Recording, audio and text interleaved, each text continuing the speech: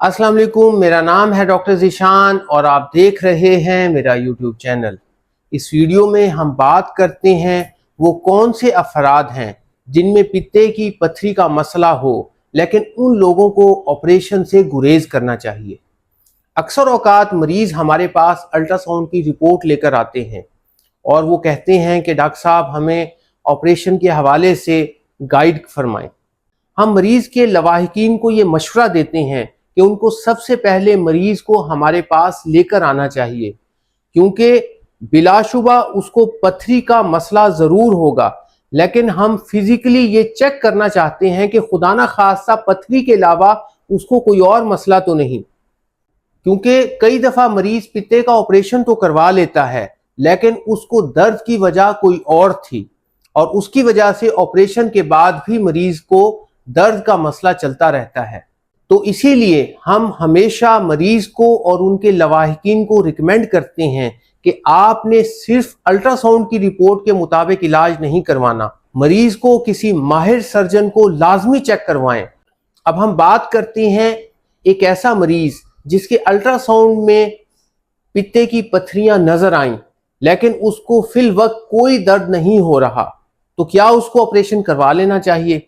तो इस सवाल का जवाब ये है, अगर उसके पित्ते में पथरियां मौजूद हैं लेकिन उसकी दीवार पतली है और उसके अंदर सूजन की कोई अलामत नहीं, तो वो मरीज फौरी तौर पर ऑपरेशन करवाने की बजाय इंतज़ार कर सकता है।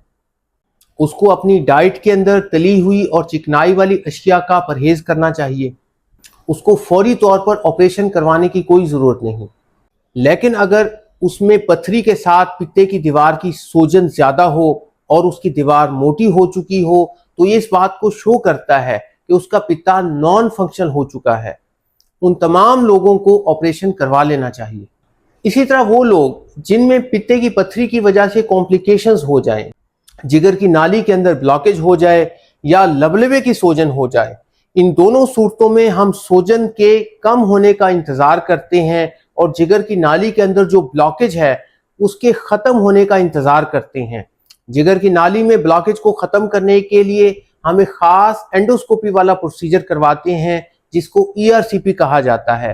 तो जब तक जिगर की नाली की ब्लॉकेज ख़त्म ना हो और लबलबे की सूजन ख़त्म ना हो, मरीज़ को तब भी ऑपरेशन फौरी तौर पर नहीं करवाना चाहिए, वरना खुदा ना खास्ता मरीज़ के लिए ऑपरेशन के बाद बहुत ज़्यादा प्रॉब्लम और पेचीदगियाँ हो सकती हैं। इसी तरह वो लोग जिनकी उम्र बहुत ज़्यादा हो, जिनको हार्ट का और चेस्ट का प्रॉब्लम बहुत ज़्यादा हो, उन लोगों में अगर पित्ते की पथरियां मौजूद हैं लेकिन उनको कोई ख़ास दर्द और तकलीफ नहीं, तो उन लोगों में चूँकि ऑपरेशन के दौरान ख़तरात और कॉम्प्लिकेशन के चांसेस ज़्यादा होते हैं, तो उन लोगों के अंदर भी हम मरीज़ को सिम्टोमेटिक ट्रीटमेंट ही देते हैं और उन मरीज़ों में ऑपरेशन फौरी तौर पर एडवाइस नहीं करते। लेकिन ये मरीज़ जिनकी उम्र ज़्यादा है, हार्ट और चेस्ट के प्रॉब्लम है और पथरियां बहुत ज़्यादा तकलीफ दे रही हैं या पित्ते की सूजन बहुत ज़्यादा है, तो तब मरीज़ को ऑपरेशन रिकमेंड किया जा सकता है। लेकिन ये ऑपरेशन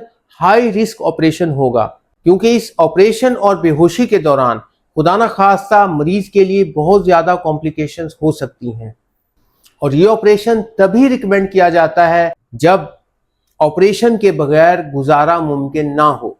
मज़ीद अगर आपको किसी किस्म की मालूमात दरकार हों तो आप स्क्रीन पर दिए मेरे व्हाट्सएप नंबर पर राब्ता कर सकते हैं। शुक्रिया।